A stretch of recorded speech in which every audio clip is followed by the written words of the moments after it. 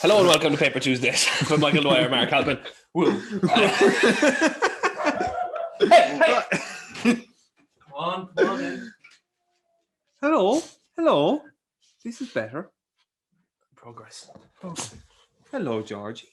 Hello. You wouldn't normally let me do this, would you? No. We're friends.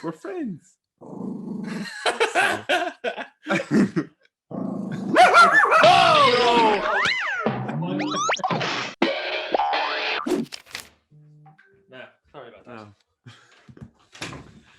Yes, Mark, it's a beautiful bank holiday. Did you eat much chocolate? Oh, I actually did eat some chocolate. Yeah, I let it slide down. I gave myself a day off. Yeah. From being in the military, the self-imposed military I put myself in.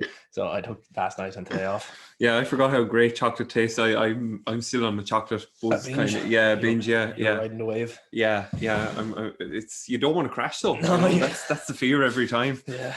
Parish of the week, Mark. We're going to Mississippi in America, right? Okay. You're still cold for your cold shower. Yeah, I'm still shaking. I just had it. My fingers are like still white at the top because I haven't gone through yet. Yeah. So I'm not fully immune. Not yet. No. I need to breathe. Here Mississippi, and this is the story for Parish of the week. It is Concordia Parish there because the firefighters there in Concordia Parish saved 3 kittens from a burning house. There was these young girls and their kittens were in the car crying as their house was burning, and thankfully the firefighters were able to save the 3 kittens, and the kittens were only a few days old and the mother was outside when the fire happened. They're all safe now, and so they're going to call one of the kittens Smokey. So it's all good news there. Very good. Yeah. It's cats are always being saved by firemen. Why is that sort of a common thing? Yeah, you don't hear about, like, you know, when a fireman gets the cat down from the tree or saves the cat from the burning building. What's that with a dog?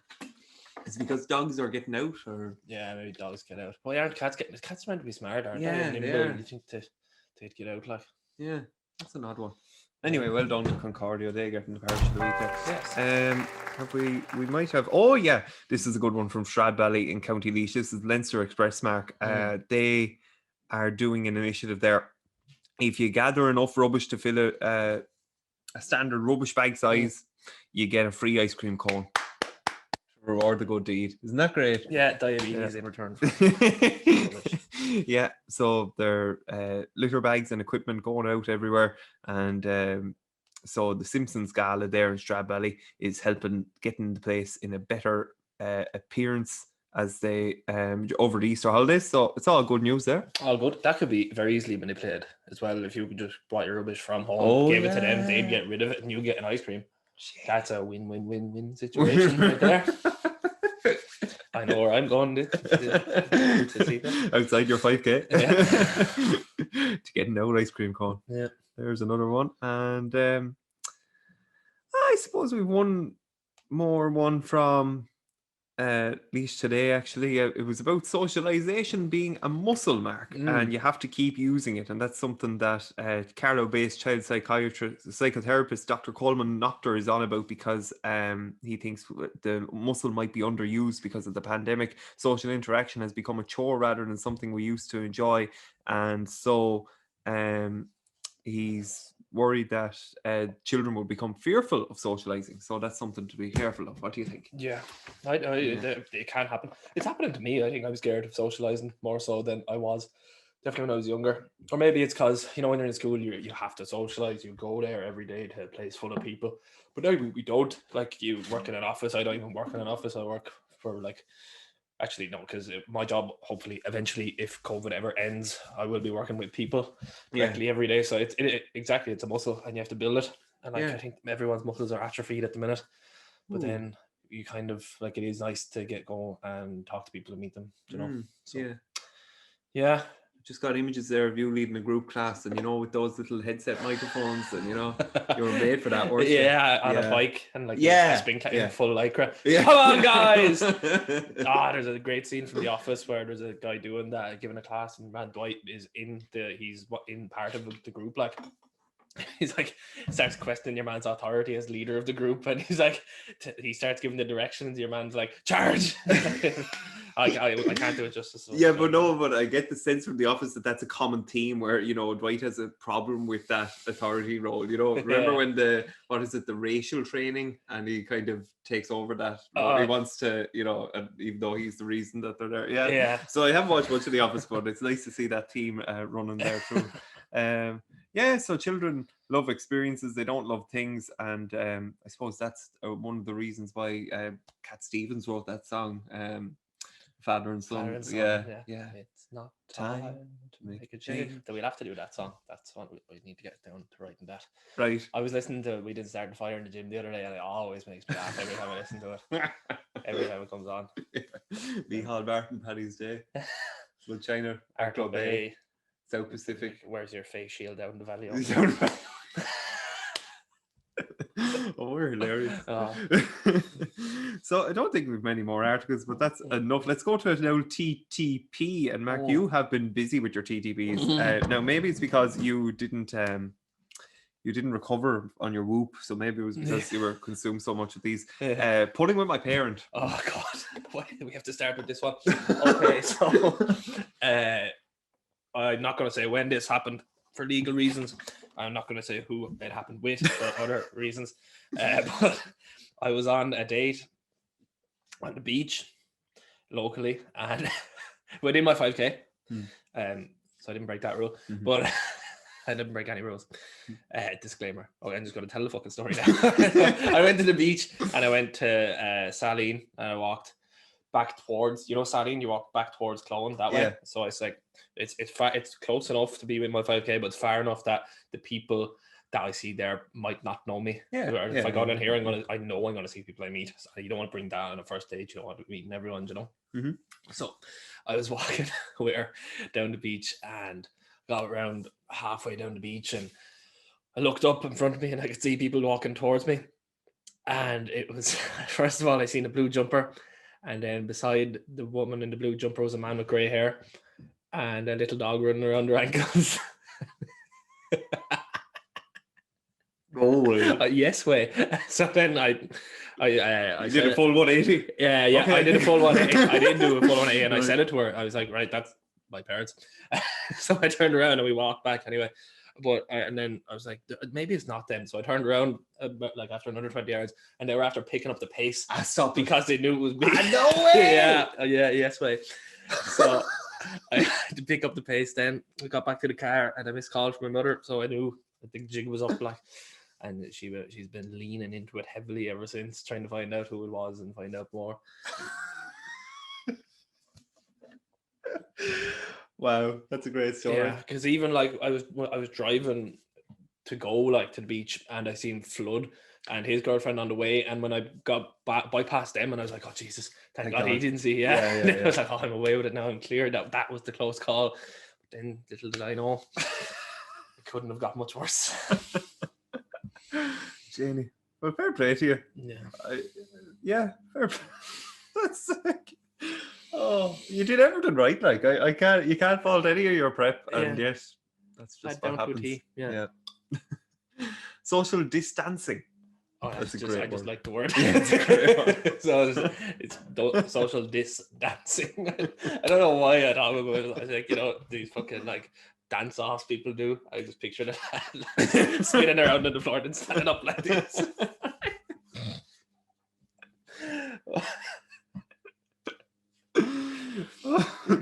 That's great.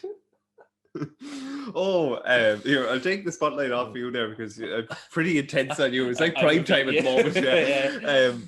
You gave me the challenge, Mark. What would my life would look like if it were easier? So I have a few, not as many as you had. I think we should open up to the Paper Choosers audience, though. Yeah. So my life would be easier if sand automatically came off your feet when leaving the beach. Oh yeah, I like that. Yeah.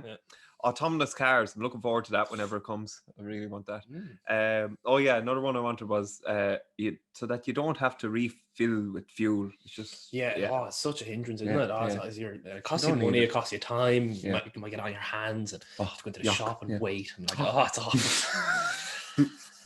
What else we got? Bins automatically came back in after the bin lorry empties them. I've no problem bringing them out when they're full. There's kind of a purpose to it, but when they're empty, come on. Like, why do we, kombucha was as common as a pint of milk. Like that. That's my word. Yeah. As my father always said, he'd always say something like, when I take over, this is happening. It could be like, it's only the Sunday game in the telly, or what else we got? It was recommended to have less than 8 hours sleep, so a lot has to change for this to happen. But basically, I'm a bit off when I don't have my 8 hours. So if it was healthy to have 4 hours sleep, it'd be great. You get a lot more done in the day. So you would. Colin Tyrrell only 6 for 2, and look at him. Putting the rest of us to shame. Showers could detect showers could detect areas that need increased cleaning. So I don't know why. I just thought, like, if it could tell that, your kneecap hasn't been cleaned in 3 days, and like, kneecap, get to the kneecap, and I don't know, a filth-seeking missile. Like, that's what it's like. Here's the curtain, there's the curtain. Yeah. Oh, that'd be cool actually, with like UV rays or little red lads. Yeah, there's loads of like jets on the walls, and it just shot where it needed to be shot. Yeah, that'd be cold shower with a difference, wouldn't it? Oh, would, yeah. Jenny Mac. Tea mugs were see-through. That'd take a big cultural societal change for that. Tea mugs. Oh, tea mugs. Yeah. So like, because I'm suspicious of, when you're brewing a cup of tea, and like, is the color at the top, does that reflect what the color is throughout the mug, or is it just the top? Yeah. So. Yeah, that's a good question. We're going to have to open that up. There will be a citizens' assembly on that, I'd say. Yeah. Local newspapers contacted me with their best stories. Instead of me having to go to the Twitter, they could just pick up the phone. Michael, we got one. Big scoop. Mary lost her dog, or, like something really big. So, and then Ashton, the girlfriend, has, if cyclists use cycle lanes. No, I wasn't willing to put that down, but she... Blame her. Yeah. Ashton the bigot. I back her up on that one now. Yeah. So we've actually covered a lot of society's problems there in the last 2 weeks. I'm sure we've left some things. Yeah. Naturally. So if there is anything, let us know, because I think that's something that we could gather pace with that. I think so. Yeah. Yeah, it's very important. And then, if code scripts machines, media scripts human beings. That's a tweet I came across from Balaji, and I was taken with that now, because I thought media, well, that covers absolutely everything. That's Lyric FM is scripting human beings, and Southeast Radio, and Pat Kenny, and I don't know. What do you make of that, Mark? It makes sense, I think, doesn't it? Yeah, I suppose it does. Yeah, like, but it kind of links into the idea that you had a few weeks ago of the mirror. The mirror. That we mirror everything. Oh yeah. That's sort of exactly what I was talking about. That, but even look at it in America, like, what would you call it? Watch the fucking Fox News, and the other lads watch the other news. Yeah, like that. You're that's going to affect how you see the world, and it's clearly one-sided. Like, there's no middle ground. So what you see is what you become, what you absorb. I think we're all sort of sponges. Yeah, and what we feed ourselves, we absorb. So you can sort of become whatever you want, really, in terms of your perspective. Yeah, this lad is kind of, one of his angles is that he wants decentralized media, so that everyone has their own blog, and you go to that instead of going to Twitter. So like, to kind of, he thinks there'll be a push towards people leading their own content instead of just deferring to the Instagram platform, facilitating people's connections with each other. So we'll all have like a blog. Yeah. So you won't be able to comment or interact, really. Well, you would. You'd be able to comment on their blog, but like, you're commenting on their page, on their own page, rather than any connection to Instagram. I don't know why he's so entrenched in this position, but it's something that he predicts is going to be the case. That's why, like, because the idea is media, he would see Instagram as media as well, so that's, but then is he scripting people as well then? Oh yeah, he is. Yeah, I think he's one of the biggest culprits. No. I seen a good tweet the other day from Mark Norman that said, just seen a guy vaccinate himself under an underpass. Did you know some women were able to do everything, but they say they have to inject themselves for IVF or something. They have to make Women do this. Yeah. Inject. No way could I do that. Yeah. Women do a lot, don't they? Like, fuck me, I'm quite glad I'm a man. It's the quite a lot of work of being a woman. Oh, like, stuff. Fucking hell. Yeah. Makeup and like all the scans and babies and all that shit. Like, no way would I want to do that. Yeah. Fair play, women. Fair play, yeah. It's kind of related. What did you say? I just keep scratching my arse and complaining about them. It kind of reminds me of a few days ago I was thinking about when women are in labour, and like we get the opportunity to sit on the sidelines and go, and I get to say, just breathe in through your nose, out through your mouth. Actually, I was talking to Brendan about this the other day. All right, yeah. The day Avian was born, Brendan, like, so I don't know, did he break his foot, but he was playing a hurling match and he had to go off and he couldn't walk on his foot for like 2 days, and he didn't tell Orla. Like, he was down in the hospital with her, and he had to leave them, got taken off after 10 minutes into the match, went straight down to the hospital then because he was playing the match that day. But yeah, he didn't tell Orla because she was obviously what she was going through was way worse. And if he started complaining about his sore foot, she'd kill him. So that was a good shout. Yeah. He's clever. Very good. Another, I came across a tweet there. Imagine explaining to teenagers that you used to get 2 massive books delivered in the door every year with everyone's phone number in it. I just thought it was a good one. Do you ever get the phone books? Yes, I do remember them. I remember I used to look through them as well just to see who I knew in it or whatever. Oh yeah, yeah. It wasn't. It was families, wasn't it? Was it families? There were local ones.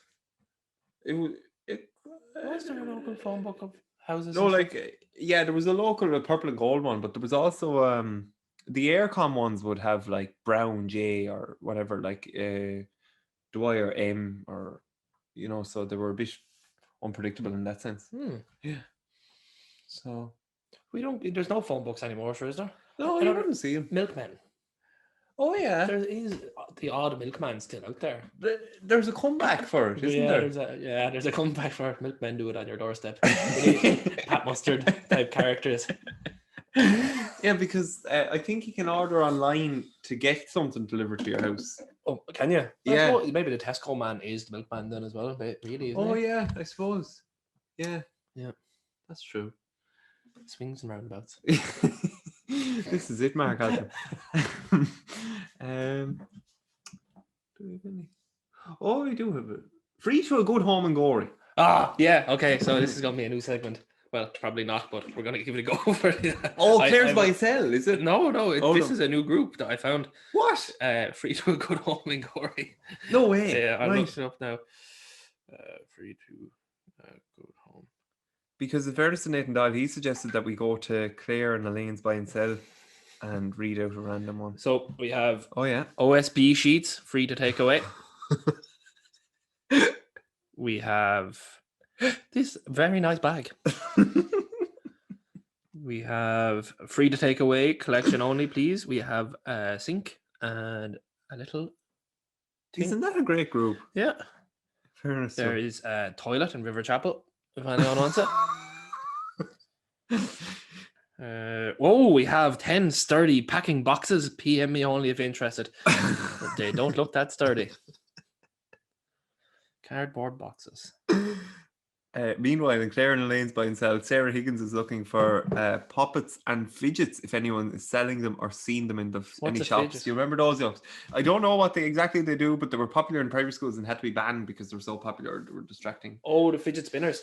I had a conversation last night with Rory about this, about cigarettes and fidget spinners. The attraction to me with fags was more, it wasn't the actual chemicals. I think it was, having something in my hand and getting a break, gone outside for a break. So I just joked that like I could have had a fidget spinner instead and just went outside every 5 minutes and played it and then came back in. Chain fidget spinner. Like that. That's very good. It's for me nerves. We talked about socialization earlier, and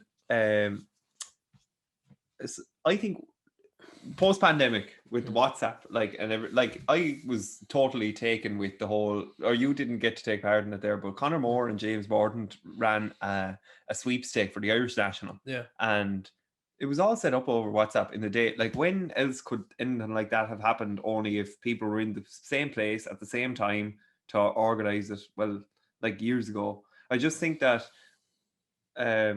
maybe we use WhatsApp in the same way before, and we probably did, but I think people will be able to balance both as we go forward. Like, in, like, we'll probably keep up this whole virtual entertainment while also pursuing in-person socialization, what we've missed. I've been thinking about dropping out of which of life. Well, not life, WhatsApp, but like, not everything.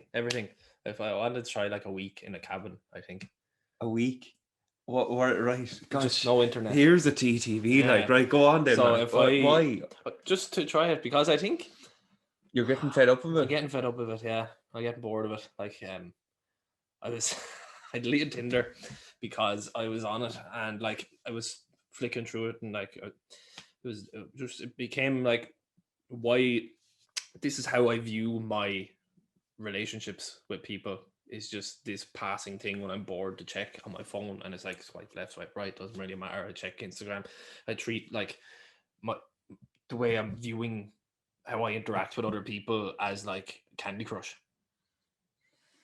So I deleted it, and I feel better because of it. So I think if I kept going down that road, I might feel better. Obviously, the issue is like I make my money basically through using these apps as well, you know, like Instagram and stuff.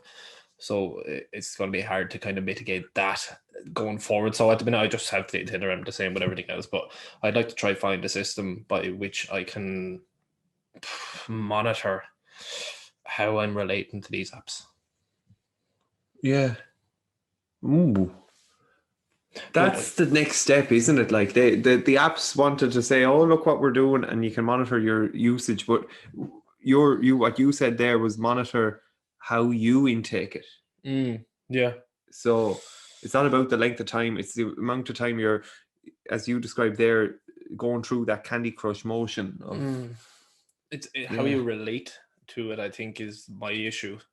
Like, right. You know, how I relate my experience of the real world to my experience. This is actually good timing, because in a few minutes we'll be talking to CallyAnn Brennan. She has an interesting take on this. But that's you. So you want to go to a cab? I think Marcus Aurelius said, you know, you can, if you go within yourself, you don't need to go to the hills or anywhere, because so a cab would just be nice, I think.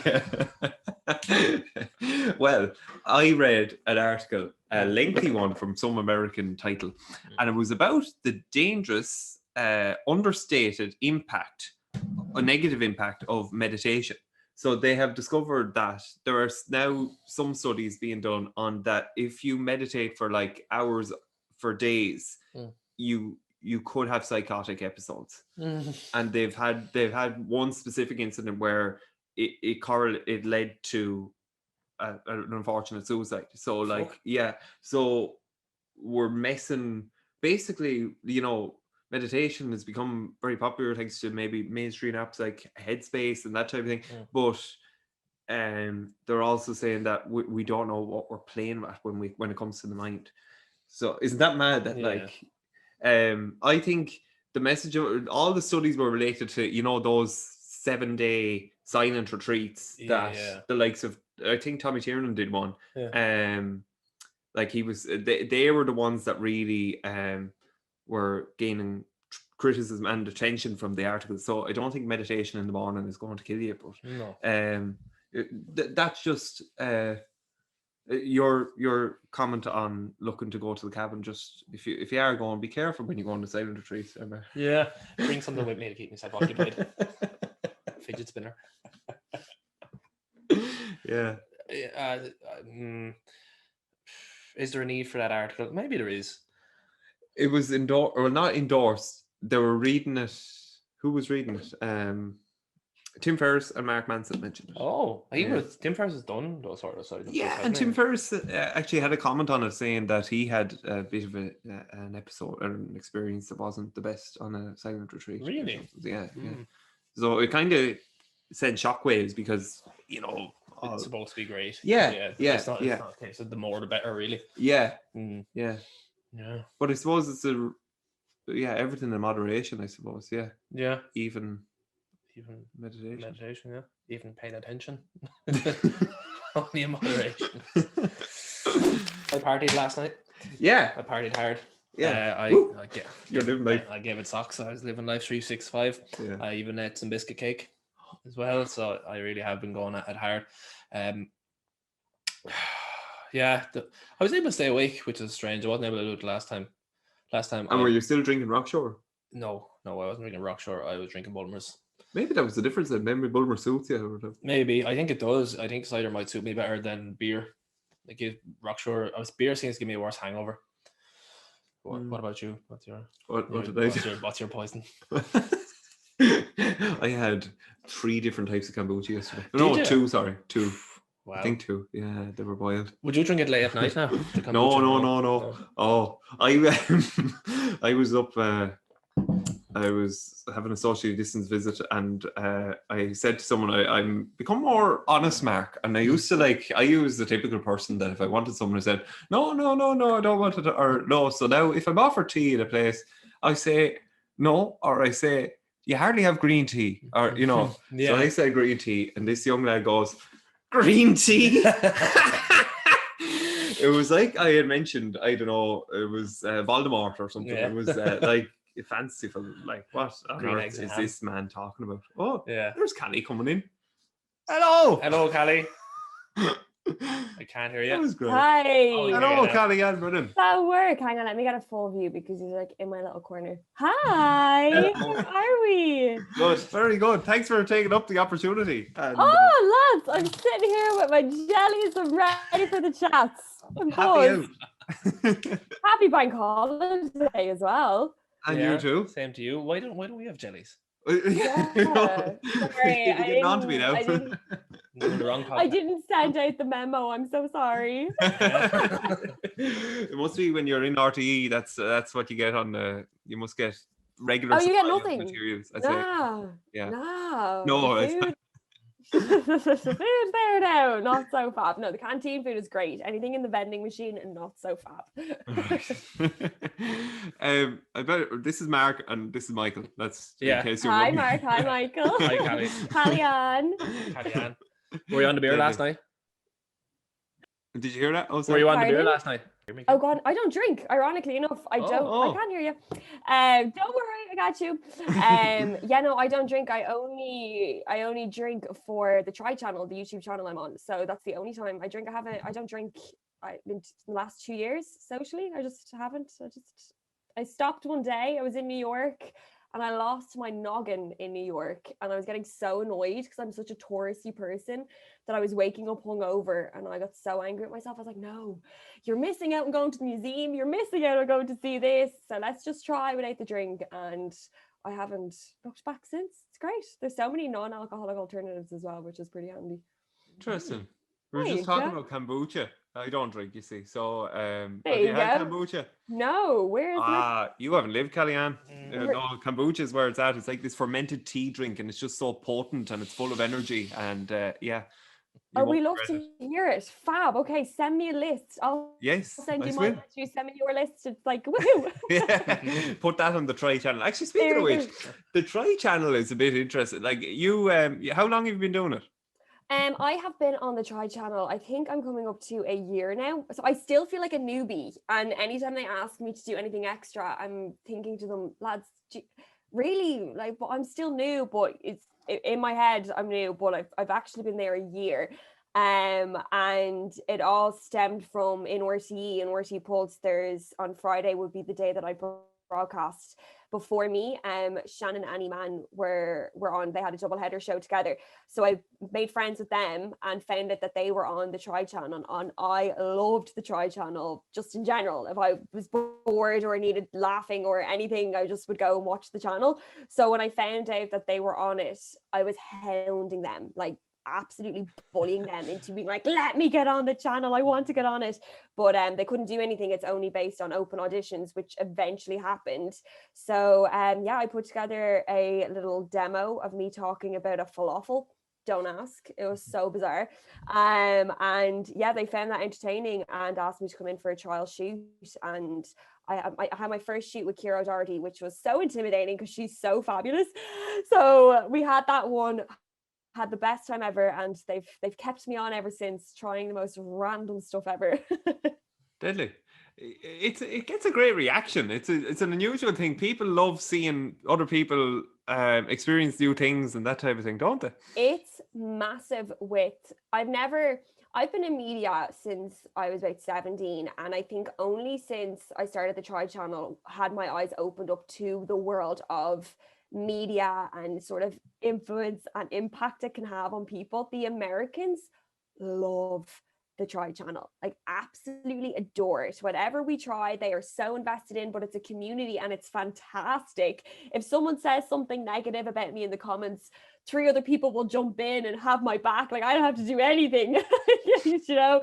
But I love chatting to them as well, you know, because I was a Try fan once upon a time, so I understand their mindset. I'm like, yes, this is so exciting that we're trying this world's hottest gummy bears, or you know, random cocktails, all this sort of stuff. So yeah, I do love it for that, for the community vibe of it. It's mad, with a huge following. We've reached 1 million subscribers there a couple of months ago, which was amazing. Yeah, very good.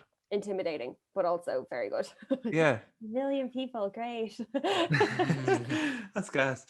We're coming to you at a great time in that the podcast with Marty Guilfoyle, Just Friends, is like, it's really had a great launch, hasn't it? You must be delighted with the feedback and everything. Yes, that was such a random one. So Martin and I, we have been the best of friends for years, and we went for a walk, and he just kind of turned to me and said, you know, like, you like talking, I like talking, I'm thinking of doing a podcast. And I was like, are you dropping a hint? Like, do you want me to go host with you?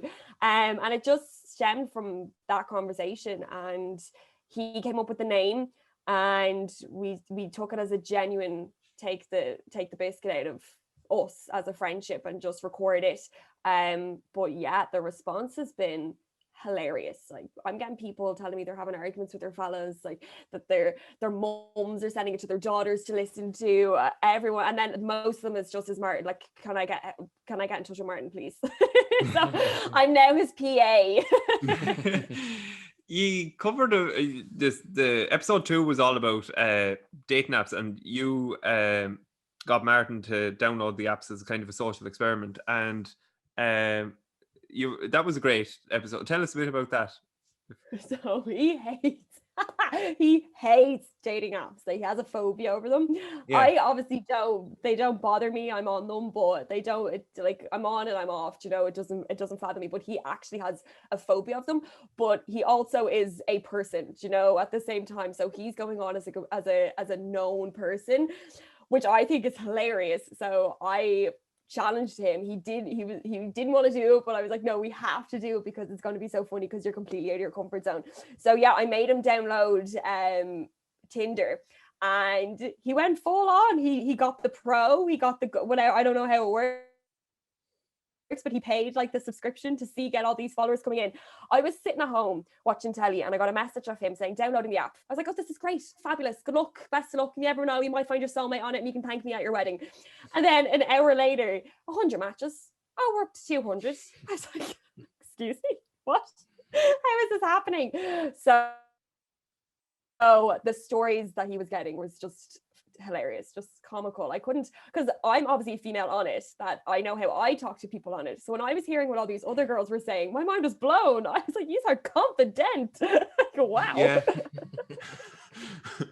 But we were just talking a few minutes there ago, Mark has deleted Tinder, and you had a lovely analogy about it. You said it was like Candy Crush, or I was treating my relationships with people like Candy Crush. So I was just like swiping, going left, right, and I don't really see people as people anymore. Yeah. Oh, I love that. That's a good way of going about it. Also kind of putting your hands in fate, because you never know. You could land on someone and then found the one. Yeah, or a serial killer. That is also a high possibility. Be careful of that, okay? Yeah. I went on a Tinder date when I was living in Australia, and it ended up me being babysitting her child for an hour while she cleaned the house. I watched Halloween Town and babysat her Very child. smart. Great movie. So technically it's a win-win. You know, you got to watch the movie. She got to clean her house. You know, did you speak to her again after? No, never again. Oh, I felt that was a strong, hopeful. Yeah, it would have been if I wasn't flying home to Ireland a week later. But I kind of like how so Marcus deleted Tinder, and I don't know, he's hoping to meet someone on the road there or whatever in Wexford. But the sign, single, got off Tinder. But you, CallyAnn, said that when this pandemic is over, you would feel willing if there was some lad in a bar that you felt like he was hot stuff, you go up and say, well, how are you getting on? Or whatever way you would. Yeah, no, that, honest to God, the pandemic has changed my mindset. I would never. So there's this thing, that it's an ongoing debate between Martin and I don't believe it for a second. So I don't normally go up and speak to lads at nights out. I tend to, if I'm out on a night out, I tend to be enjoying the night or whoever the company I'm with. However, that doesn't stop me from looking across the way and seeing some fab looking lad and be like, oh, I'd love to say hi to him. But I'm kind of old fashioned. I'm like, oh, if I look at him for like 30 seconds, he'll come over and say hello. But so that, one of those things, but then Martin has this theory that would never happen because apparently I'm unapproachable and intimidating, which I don't see. I don't see. But he was like, you're not approachable. I was like, it's not. I don't have a resting bitch face. He was like, no. It's just whatever it is. Anyway, whatever. So now the fact that I have been so deprived of the opportunity to even go up and say hello to a male in a bar, I am never, ever giving up on that opportunity. If I'm in a bar, someone's fab looking, I'm going to go up and be like, man, your shoes are fab. Where'd you get them? And then just start a conversation that way. Deadly. I think. Yeah. Do you find that it's so awkward though?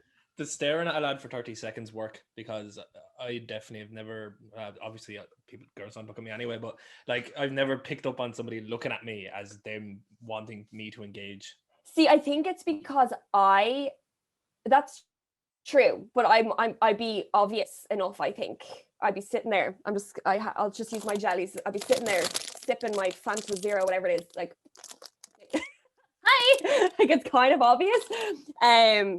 But then again, it's all a looking game, isn't it? It's like meerkats. I feel like we're just like popping up, hoping. Yeah. Yeah, I mean, like, what's a good strategy though? To be honest, like, what is? I used to push my friends. That's actually sounds awful, but my friends, I used to be the girl that would make them talk to guys. So I'd have no like that back in my youth. I'm confident in approaching. The more I got older, the less confident I got. But I'd stand at the bar and my girlfriends would be like, oh, I really fancy him. He looks really good looking. So I go stand beside the bar. Let's go order a drink. So I'd be standing at the bar and I'll kind of push her into the lads.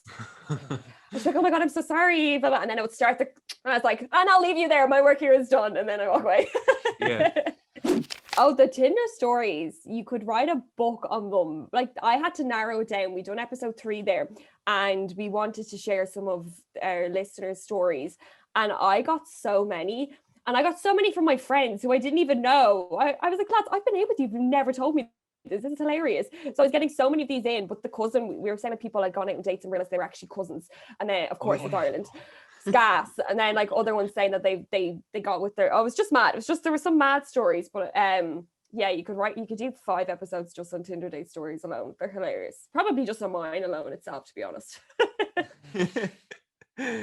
Have you learned much of Martin's perspective as a guy from the podcast, or did you have the good idea of like what he thought of women beforehand? Like Martin and I would be very open anyways. Like that's why we are such good friends. If I genuinely was seeing someone or he'd proofread a lot of my text messages or anything, you know, he is my go-to, but vice versa. He'd send something to me. I'm like, okay, let's just remove that little bit there and add this in, you know, and like that's how it goes, but it works so well. So I understood I definitely know his type.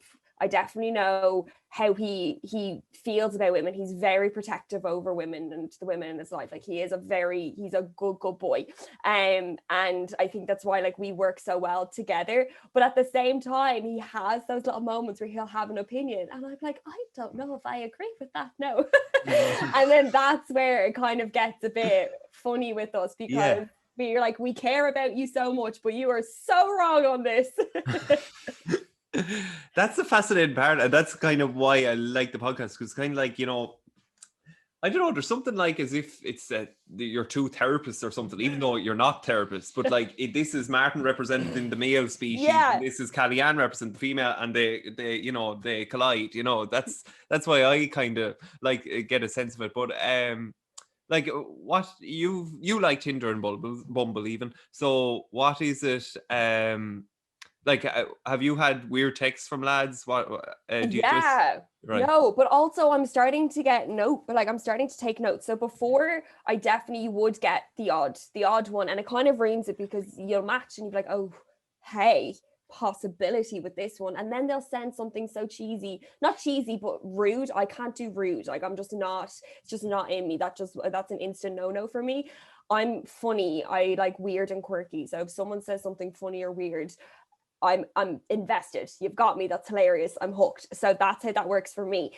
But you get the odd ones that are just purely based. And it's an appearance-based app. Like you don't swipe right if you don't like the look of someone. You swipe right because of how they look. So it's just when they go in and it's just straight on my appearance or straight on something about like some assets of mine or something. And I'm just like, lads, let's not. But there is some good one-liners that I've taken note of and I've used myself. So there's guys that are matcher ghosters, was something that was said to me recently, and like they match and then they just don't talk. And like, I don't understand that. And you come across them, like you'd match people, but then speaking to Martin, he would say that there are guys that might be intimidated or might not feel comfortable or confident, like I would be sometimes, to not write first. So that's where he's very cheerleader. He's like, girl, you fucking go. You write to him. You say hi, like whatever it is. And that's definitely changed my mindset of the whole, the guy should be the first to say hello. I think it's why I liked Bumble, but there just wasn't as much happening on Bumble. So now on Tinder, I don't even take a second thought if I want to talk to someone and they haven't wrote to me first. I won't even second guess. I'll be like, what's happening? Hey, no, I tend to use something a little bit worse than what's popping. That's kind of bad. Here, I went on, actually, I don't know how this will work, but I came across this article on things that men should know about women. Actually, I love this already. This sounds okay. Well, this is kind of similar to, I sent you a text, Marcus, about... Yeah, I'm reading a book at the moment, Callie, excuse me. And it's called Conflicted, and it's about how we need argument in our lives, but like good argument, so that you know, it's not a bad thing.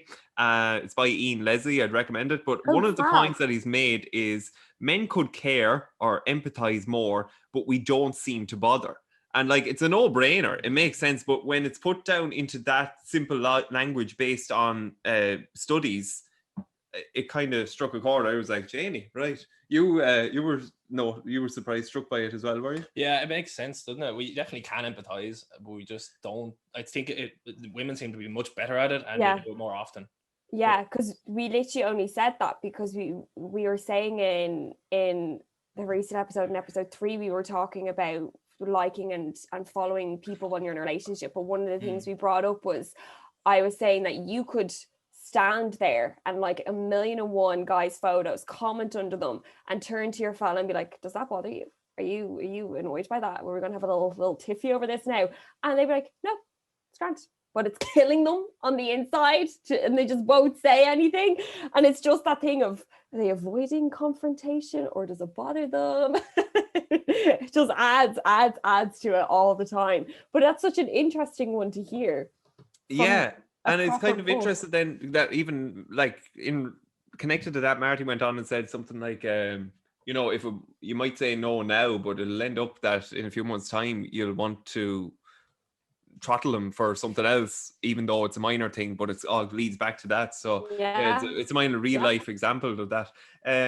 But yeah, this was 10 things that men should know about women. So first thing here, women operate from a more emotional place. So I think we kind of covered that there. That's fair enough. Definitely do. Yes, we do. We're very emotional. And I think it's because, and I say it to Martin a lot, and he agrees with it, is that for us women, most definitely we have been through some shite times when it comes to lads. Like, we just invest a little bit more. I personally think, from my history and stuff, that we wouldn't want to inflict the same sort of feeling onto them, if that makes sense. So I think that's where the empathy comes in from, because like he said, if it's affecting his girlfriend by me liking and following these girls, why would I continue on doing that? That's causing her upset, it's causing her blah blah blah, when it takes nothing for me to just not do it.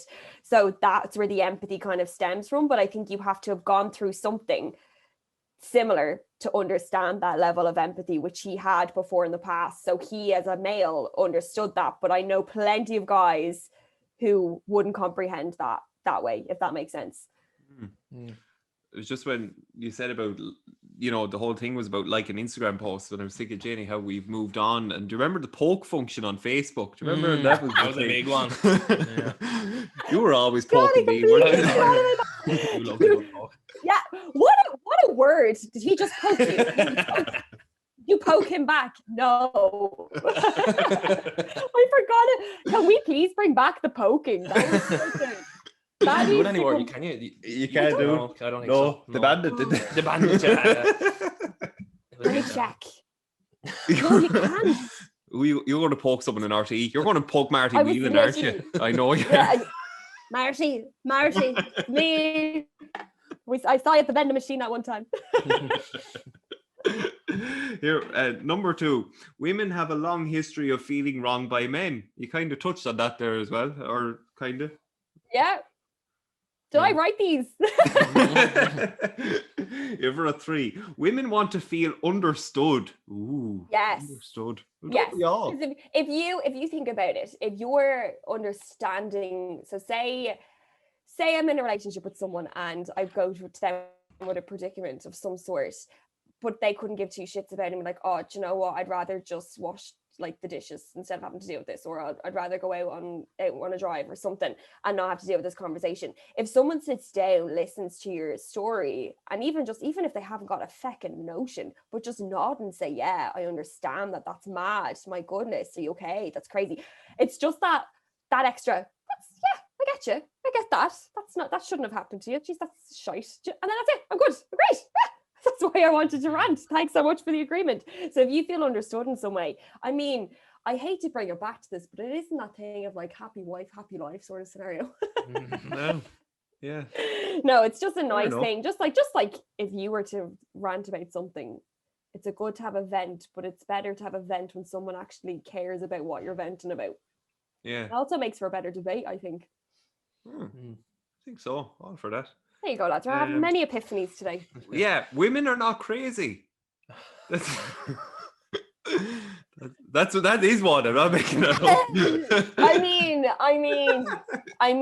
the thing is, it's so funny where that comes from. I think it's a spark of both. It's a spark of, we're so emotionally invested sometimes that when we're let down, our emotions can't. We're just like, what?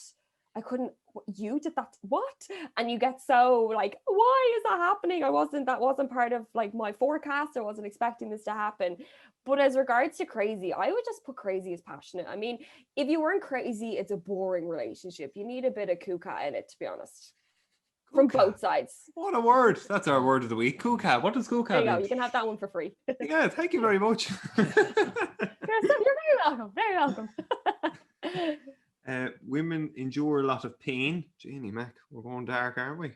Do we endure a lot of pain? I mean, if we want to get like, there's pregnancy, which is a physical pain. I don't think so. I think men and women feel pain the same way. If you're hurt, you're hurt. You can't really measure someone's level of pain internally. Yeah. I handle pain crappy. I can't do pain. Stub my toe, I'm in bed for a week. Women want equality, but we also want oh, sorry, I can't read my writing. Nurture, I think. No, it's so, I get it. I do get it. We like the idea of you know, the gentleman and the man looking after the woman, but also we like to be an independent woman who don't need no man. But it's just nice to have, like, you know, it's that equal balance of the guy is the gent and we work well together, as opposed to the guy is the provider, does it all, and the woman stays at home. That's kind of what we don't want. We want, like, oh, he's a gent, he opens the door for me. Oh, look, like, I wasn't feeling well today, he's brought something like a goodies home to me, kind of a thing. And that's where it's a better equal balance. But at the same time, we can do that for them too. You know, it's an equal share. If you were going out for a meal, you can do splitsies, that kind of a thing. And it's just a little bit more of an open conversation, I think, as opposed to without saying anything back in like the 90s or the 80s. The real was the guy does this, that's that, and you just accept it, and that was that. Whereas now it's a little bit different, but it's a nice thing. Do you know? I think it works well. Yeah. That's interesting, because I think Jordan Peterson was talking about recently how, you know, because of, it's in his book actually, so now husband and wife relationships, everything is up for grabs, because, you know, it was the case that, you know, the man does this, the woman does that, and now it's all up for, it's a free-for-all. It's free yeah, for but all. we're kind of still in that learning phase. It's exciting though, isn't it? Like, we're still learning, we're still kind of coming out of that, even though we've kind of been in it for such a long time.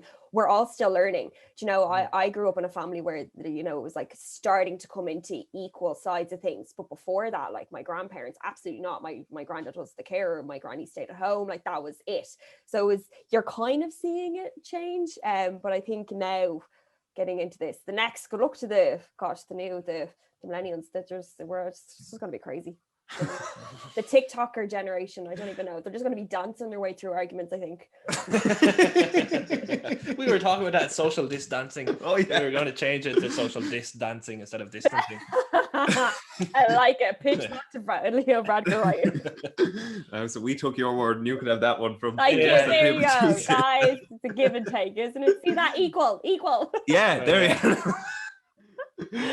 Women will always want romance. I tell you. Always. No. And what is romance? Oh, always. But don't even spin. Oh, it's just like that. It's the extra little thing. Like, to be honest, I am such a romantic. But there's, like, I would do cute little things, like I'll leave like notes, I'll do something if it's like a treats on Thursdays or something, always something cute and romantic. And if that's reciprocated, oh my God, it's just, for me, I will die with that person if those little romantic things are always kept.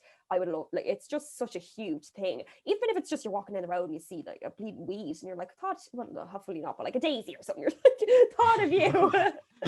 Do you know what I mean? Or I was in the shop petrol station, but my God, lads, if he's going to a petrol station, fill up your petrol tank and you don't come out with a chocolate bar. Like, there was a whole shelf there. Nothing jumped out and screamed CallyAnn, no. But those little things, just though, but it goes exactly like that. It goes, don't you like it if you were to get a little treat or something, you weren't expecting it? And you're like, you do that. You get stuff for Ashlyn. Remember we went up to the mountain and you got her a fit hit or something when you went into the shop? Oh, that's right, actually. Yeah. It was probably the ego thing. It was probably because you were there. Oh, I better show them. No, I can't compete with this. Yeah. See, romance, I think romance is a huge part of a relationship lasting. Yeah, and it doesn't have to be a lot. Yeah, it doesn't have to be a lot either, as you said, the small things. No, just a tiny little, the smaller things, the better. You don't need to be super like expensive or anything. It's just even note, good morning. Good morning. Nice, good morning. Have a nice day. Meant to be over 10 degrees. Woohoo. Great. Women are all different. I was surprised by this one. We are. Someone that was getting to a list. All right. Okay. Yeah. No, yeah. We are. There is no woman the same. Every single woman. I've lived with the two sisters. They're twins, and as twins, they're two opposites, personality-wise. Do you know? So, like, no one thing might find this interesting. The others. I am a movie nerd. I quote more movies than I do speak normal language. Do you know? And like. But that's my sisters would never. They were like, oh, that's your man from that movie with the dinosaur or something. And I'd be like, well, that's actually from this movie of 20, you know, spilling it. But that's me as like that, those would be my interests, and like would absolutely not interest my sisters going out with someone who's that much into movies or whatever, vice versa, you know. So each girl is definitely their own person and have their own likes and interests. Now we might share similarities and enjoy a good rant or something of similar interests, but that's really about it. Each their own. You'd get a different answer. Exactly. If you were asked this to 10 girls, each girl will have a different answer to that. Interesting. Women are fragile and strong. Oh God, yeah. Yeah. God, yeah, absolutely. I am a puppy sometimes, but my good God, if someone was to say boo to like my sisters or my brother, or like be mean to my dog, or in work or something, I'd be very strong in my work. I'd be very work focused, career focused in that sense. So I'd be strong definitely for that. And if anyone like, I think I'm very strong, but I'm also, you know, I have my moments. Right. Yeah, we're not strong all the time, but we have our moments. Yeah, but we're not little puppy dogs, but we do have our moments. Yeah, this has served us well. We've learned a lot from your responses to this, CallyAnn. The last one here is women need time to feel comfortable. Yes, that's huge. Definitely. Like, I'm saying this like as if this is for the unanimous, for like all of the women all over the world. This is just for me. I absolutely definitely need time to be comfortable, because you don't know. There's judgment everywhere. So if you're trying, that's what we laugh about so much. It's like after the 6 months mark, the real person shines through, because there is this persona that we put on for a little while, but it's not persona, it's just you're not comfortable to like be a little bit more braver in things you say, be a little bit comfortable about how you dress or something. You're taking into account all these other different things. So for me, definitely it takes a while for me to feel comfortable, and to be open in conversation as well, I think would take me a little bit of time with someone. But I think most girls would be the same on that. And to be honest, I think if you found someone who you were super duper comfortable with early on, I mean, I don't want to say it, but I mean, I hear church bells. Very good. And women love pajamas and fluffy socks too, so they do. Comfortable in that sense. Now imagine you have them waiting for her when she got home after a shitty day at work. Oh my goodness, best day ever. And the movies, as you've mentioned. Have the notebook on ready. She texts you, shit day, have notebook, jammies, fluffy socks, and a chocolate bar. Oh, and I picked you a weed from the road. I thought of you. Of all of the plants, I went with a weed. It's like I get rid of you, but you just keep coming back. There you go. So technically it's fine. Yeah. Have you learned much from your friendship with Marty about men? Yeah. Right. Y'all think we're so... I find it so funny, because everyone thinks, and it's with girls as well, guys and girls think that girls are so confusing. Guys are so confusing. Oh my Lord. I think, and I think I absolutely have the Excel spreadsheet to back up this. Right. Because I'm not wrong. I go to Martin constantly with different things, and I'm like, please tell me I am not over analyzing or thinking this. Like, this is mad situation to be in. But at the same time, he does laugh and say, it's only with you. Of course this would happen with you. Like, I'm so unfortunate 99.9% of the time. And he's like, if this was a normal person, Callie, this would have gone so smooth, but of course it doesn't go smooth for you. So I personally find guys horrifically, I'm so straightforward, I'm so chilled, like flaked, and yet I feel the complications come to me through situations I've been put in with lads, and it makes no sense to me. And like, thankfully I do have Martin and other guys as well around me to be like, I'm not overthinking this, like that is a bit mad, isn't it? And they're like, yeah, no, that is a bit mad. Deadly. Yeah, I suppose it's a good time to go to Flash Flood, because we you said there how lads are hard to understand. Well, on Paper Tuesdays we have this this contributor. Okay. And I don't know. Maybe you could put in a good word and get him on RTE. It'd be okay. Interesting. Yeah, listen to this, Callie. Okay, I'm ready. There's lads out there now, and they're really kind of lads, how would you describe, big cars, small dickies, right? I was out there on a bit of a trip, an essential journey for work, coming out the motorway, and there was this lad in a big buck-off car.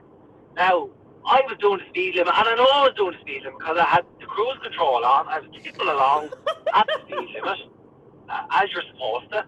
And this lad comes up my hole. Big white lights, flashing and beeping. You'd swear he was in a rush to go somewhere. Well, I was overtaking someone. I was doing the right speed on the dual carriageway, overtaking a lad, and this lad comes out of nowhere. And he was flooring it. I'd say he was a lad trying to go from Limerick to Dublin in 3 seconds. I don't know what he was going to achieve by you, but the debate needs to be had, right? Why do lads do it? And women are bad offenders at as well. No, we're all for equal rights here now. Men and women, what is the point of it? There's no need in it. There's a speed limit. You can only go 120 kilometres an hour to start you can travel in the country. But then, these lads that tear on, where's the guards? I know. Where are the guards and what are the guards doing? I've never agreed with a human being so much in my life.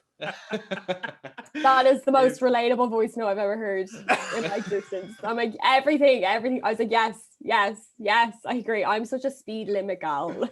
So I relate to this so much. Yeah, it's gosh, it must be tough in Dublin now with the speed limits, because down here you can kind of go at whatever pace you like. But no, he's so right about the cars up your arse. Like, that is a thing, and I slow down. If they're up my arse, I'm like, well, then you might as well join me in the Fiat 500 because I'm slowing down. You're annoying me. So then I add to their pain and their fury. Like, it just drives me up. I'm like, I'm going the speed limit. Do you want me to? And I'm like, I can see signs, speed cameras. I was like, I'm not getting a ticket because you're giving me pressure, anxiety to pull my foot down. No, thank you. Not able for this. So then I slow down and make him go the speed limit. It's very upsetting, isn't it? Oh. Yeah. Like when they get up your arse and start flashing and all. Yeah, I'm definitely actually going to have to put myself. You're that. I am. When I'm driving here to come to Castletown, I'm not sure, you won't be familiar with this local geography, CallyAnn, I apologise, but a Tara Hill, you have to round a hill, and if you know the road, it's fine, but if you don't know the road, you could, veer off into a field, so I understand why they're going slow, but lads, I'm late for the pod, I need to get here, so. Well, you're not always late, you're either half an hour early or 5 minutes late. Stop. Oh, that's so me. They're way too punctual to the point where it's actually, I have time to get 3 coffees. Or I'm like, I'm coming. Someone play on my first song. One last we've Liam to come to, but there was just, I had an article that I came across there when I knew we'd talk about relationships. I knew you'd have a lot of wisdom to share with us, CallyAnn, but I just came across this one. And, the girlfriend, it comes from the Sunday World, girlfriend of jet ski Romeo, who crossed the Irish Sea to see her, is charged with attacking woman. So that took a fucking twist. Holy shit. Wait, what? There was a lot to I was unpack so there. like, I can see this is a movie. Leo was playing the lead, and then it just went south so fast. What happened? This shows good journalism in the fact that they're mentioning that last year during the pandemic, a Scottish man jet skied to the Isle of Man to see a girlfriend, and he breached the lockdown restrictions, made the 43-kilometer journey to see his girlfriend, but he was given a 1-month sentence for the stunt, and subsequently said, I love this quote, he did it for love. But anyway, the girlfriend now is in court because she's charged with causing actual bodily harm and 2 counts of criminal damage. So there you are now. To him? No, to somebody else. Somebody else? Yeah. To him? No, to a woman. Sorry. I was like, geez, wouldn't that be devastating on a jet ski? Oh my gosh. I don't normally like boring people with the details, but these details are amazing. Yeah, what is it? So the woman and her friend drove to the home of a woman with whom they had a long-running online feud with, and kicked and punched her as she screamed for her housemate to protect her children. Holy shit. And she then assaulted a police officer, and they smashed her phone as she tried to call 999. He wasted his petrol or whatever it is on that jet ski going up to you. Can you imagine the disappointment to know you're getting with a serial killer like this mad woman? Yeah. That's a catfish. That's the biggest catfish you'll get. It's gas though, and to think it happens on the Isle of Man as well. You get the impression that these That's little small mad. islands are grand, they're so homogenous and whatever, but no. Yeah, there you are now. Way to describe it. Yes, exactly. And no, we've got women beating women. Where's the girl power in that, lads? No. Yeah. CallyAnn, what are your impressions of Wexford? Wexford, love it. Yeah. Love it. I Okay. love Wexford. I'd go there when we could. Yeah. Wexford would be one of the places that I'd go to quite a lot actually. I love, where is it that I'd go? Oh my god, starting with G. Oh my god, the main one that everyone goes to. Gory, good lord, Christ. Well, that's where we're from. Yeah. Gory's great. Best ice cream you'd get, the 99. Oh my goodness, I used to love going down there for that, and then the little walk along there. We used to get a house in Gory Town, and it was just the best crack ever. Random little pubs. Yeah, great place. Love it so much. I actually cannot wait to go there. There and Kerry are on my bucket list of places I want to go to. I think so. I can. Yeah, that sounds great. Well, one of the ambassadors of Wexford is this man. He's quite an intimidating face, as you see there. This is Liam Dunn. He was on the Wexford hurling team in 1996. So. Love a bit of hurling. Oh yeah, absolutely. I'm a cat scal. Oh dear. I know. So will we stop this podcast now? You're breaking up, Kelly. I'm sorry. And we do this thing where we pick a random paragraph from the book. So if you want to pick a page between 1 and 288. Okay, my lucky number, don't judge me, is 112. I know this is the emergency helpline, but let's just get past that. It's my lucky number. So 112.